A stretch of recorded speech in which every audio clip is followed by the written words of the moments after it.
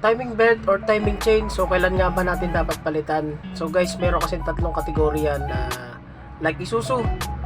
Kalimitan yan is timing gear yan. Then sa mga Toyota, meron ding timing chain, meron ding timing belt. Like sa ibang brand like Mitsubishi, timing belt din yan.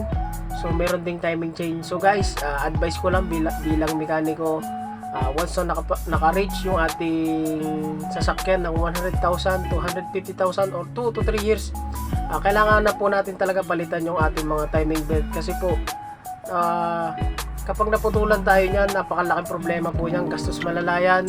Then maraming pyesa masisira niyan sa loob ng makina kasi napaka-importante po talaga ng timing belt. Yan po ang pinakapuso ng makina natin. So guys, yun, advice ko lang na palitan nyo ang timing belt nyo kapag naka-reach ng 100,000 to 150,000. So kung may natutunan ka, pakishare na rin tong video ko para maging aware din yung iba. So follow me for more. God bless po. Ingat.